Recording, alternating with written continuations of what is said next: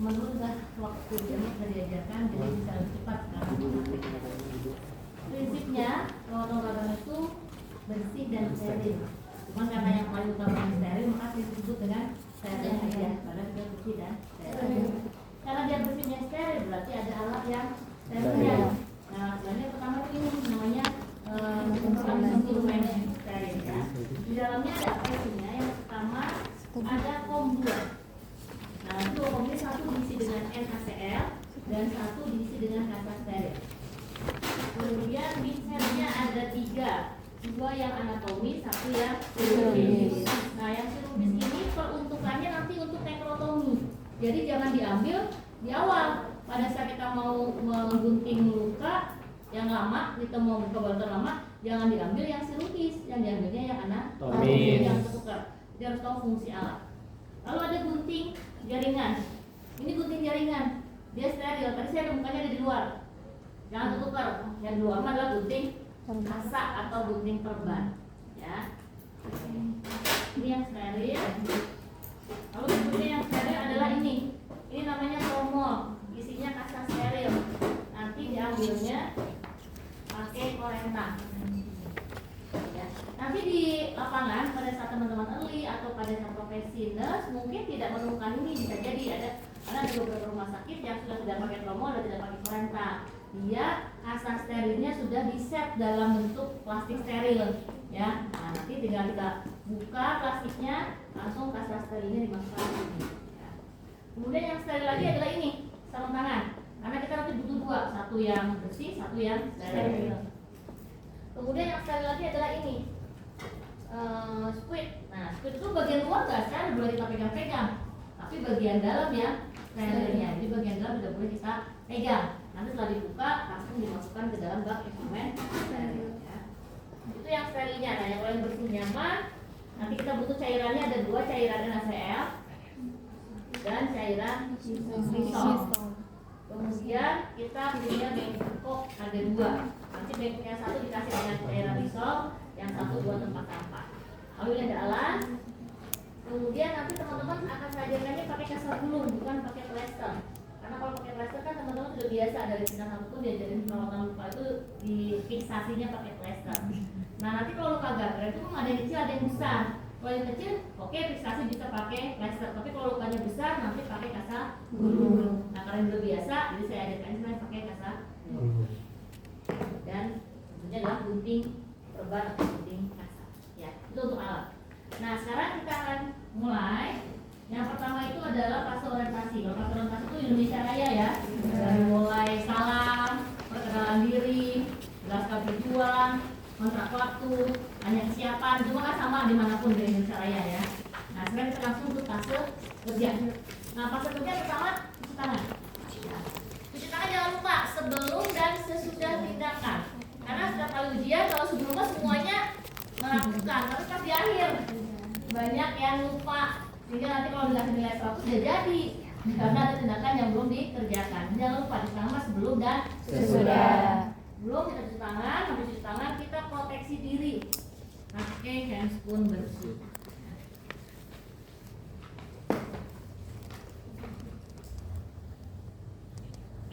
Nah, setelah proteksi diri kita siapkan pasien, posisikan pasien. Luka gangrene paling banyak ada di kaki, di ekstremitas bawah. Nah, supaya kita mengerjakannya enak, kita kasih ganjelan biar nanti kakinya itu menggantung ya. Jadi bukan nanti kasih ganjelan begini posisinya, karena banyak mahasiswa ini posisinya yang ngapain diganjel kayak gitu ya, sama aja dengan begini ya kan. Diganjel itu supaya kakinya menggantung.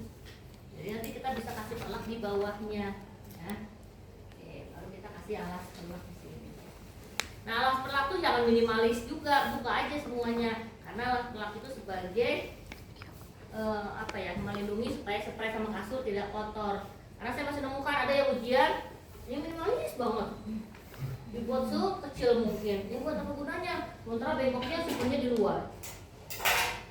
Apa gunanya? Ya. Jadi buka alasnya, lalu bengkoknya. satu kita isi dengan Disol.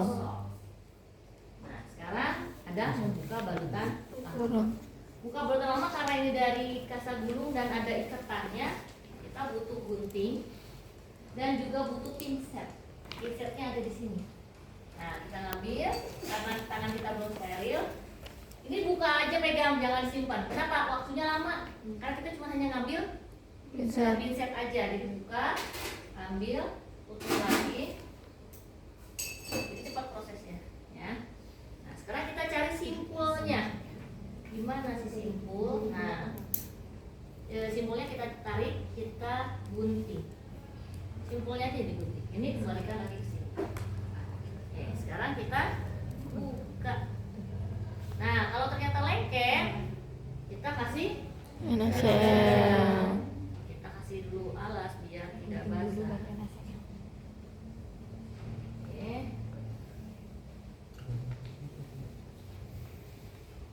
Kita lanjutkan membuka.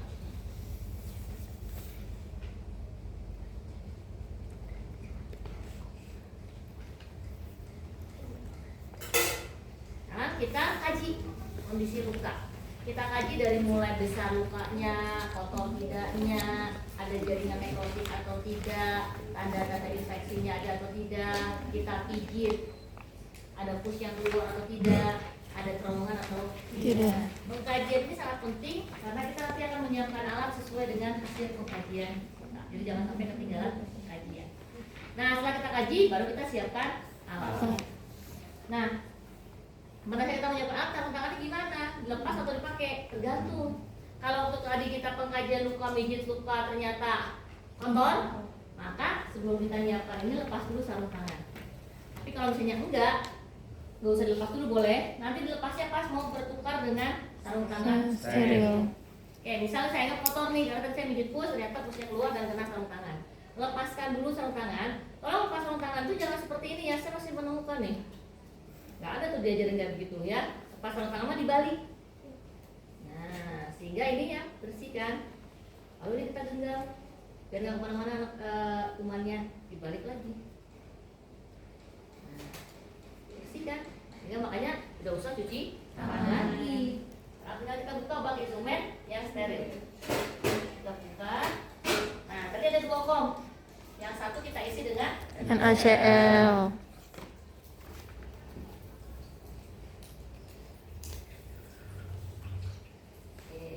dengan kasa steril. Berapa jumlah kasanya? Tidak ada ketentuan, sesuai dengan luka pasien, sesuai dengan kondisi hasil pengkajian kita tadi. Jadi jangan tanya Bu berapa? 7, 8, 11, 10, 11, 12, 13 tidak ada gitu ya, sesuai dengan kebutuhan. Nah, tadi saya hasil mengkaji luka, saya nanti akan membutuhkannya 1 kasa untuk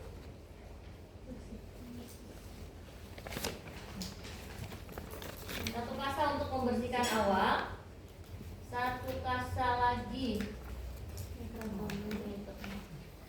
kasa lagi untuk nekrotomi, 1 kasa, 2 kasa untuk mijit pus, 1 kasa untuk membersihkan yang kedua, dan 2 kasa untuk menutup.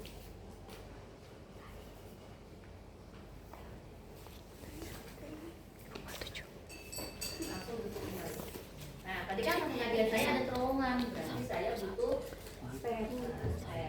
Tadi saya bilang ada tidak steril boleh kita pegang, tapi dalaman steril. Jadi setelah kita buka, jangan kita sentuh, langsung kita menggunakan ya. Sudah semuanya, asal sudah, NaCl sudah, spes sudah, berarti sekarang tinggal pakai sarung tangan steril. Nah, biar cepat sarung tangan steril, langsung diambil aja ininya, nggak usah dibuka-buka ya.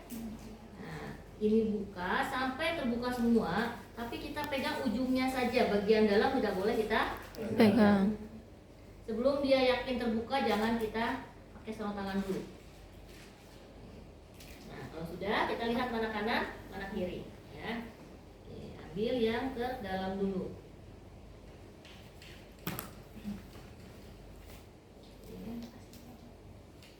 Lalu kita pegang bagian luar. Nah, itu dibiarkan saja. Tangan kita sudah steril. Yang pertama kita pegang, kita ambil adalah bukanya begini. Jadi jangan buka jarumnya, biar kita nggak ketusuk. Kita isi secukupnya. Setelah itu kita sambungkan lagi. Nah, nyimpennya jangan di dalam, karena nanti ngambilnya susah. Nyimpennya kita posisikan berdiri. Jadi nanti tinggal kita ambil ujungnya saja. Lalu berikutnya kita siapkan kasa lembab. Ya, ada kasa lembab, ada kasa kering. Nah, kasa lembab itu diperuntukkannya untuk membersihkan yang pertama, membersihkan yang kedua, sama yang untuk bagian bawah. Tadi kan saya itu untuk membersihkan yang pertama satu, membersihkan yang kedua satu, untuk satu.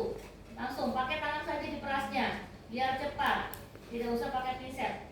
Boleh nggak pakai pinset? Boleh, sangat boleh. Cuma lama waktunya.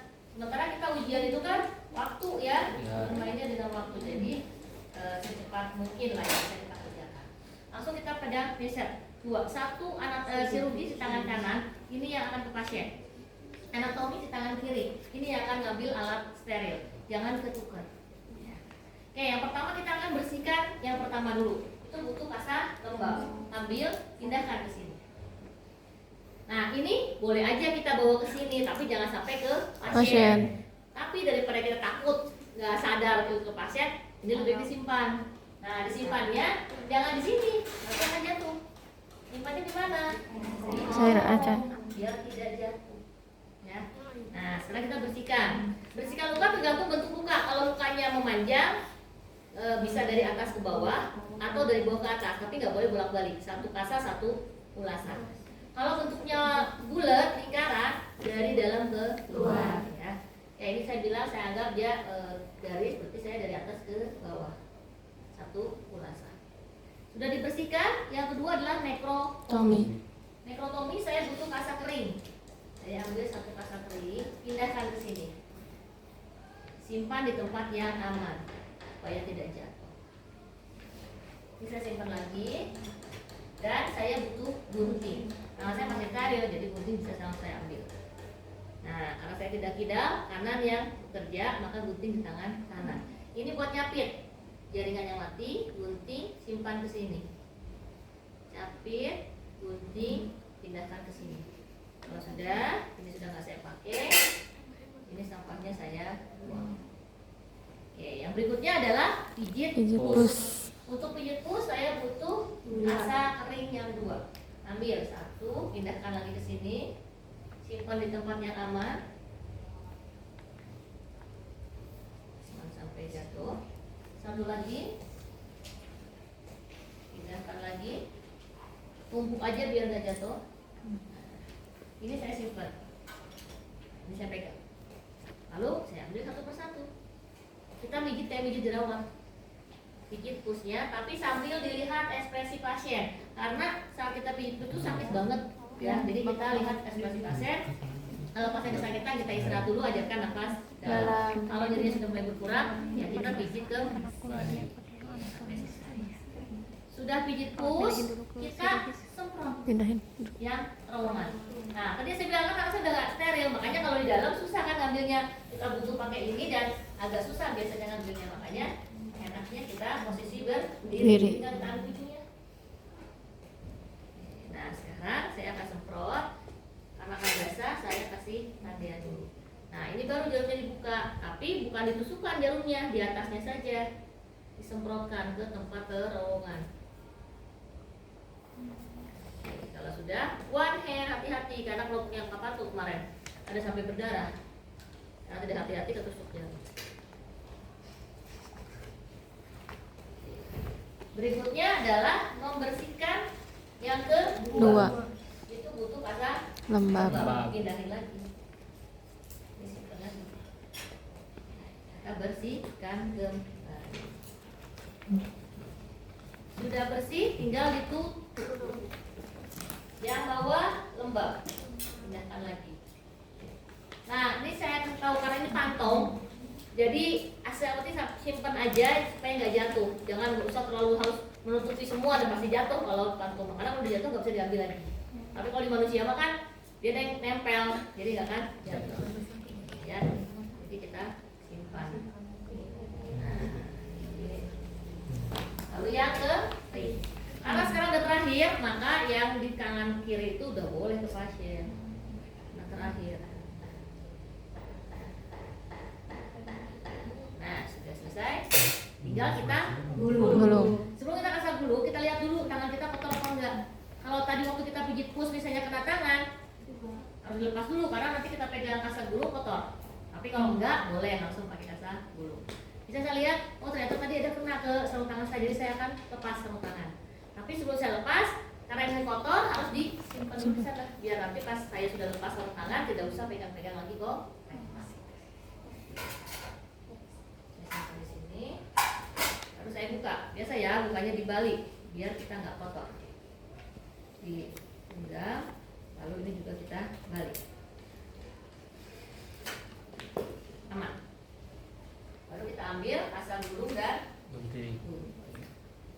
Namanya kasa gulung, jadi kasanya yang digulung, bukan dibuka lebar-lebar ya. Nah, kasanya yang digulung ya. Jadi biar kencang juga. Jadi bukan dibuka lebar-lebar kasa gulung. Nah, setelah itu baru kita gunting. Nah, kita bagi dua ininya. Ininya bagi dua. Dua sampai mentok. Nah, baru setelah itu diiketin dulu ininya, disatuin. Nah, baru nanti satu di bawahin. Nah, baru nanti kita ikat di atas. Ikatnya kenceng ya, yang nggak boleh mat terlalu kencang. Kalau kencang mah harus, kalau longgar mah nanti. Nah, kalau kepanjangan gunting. Oke, selesai. Tinggal kita rapikan sisanya.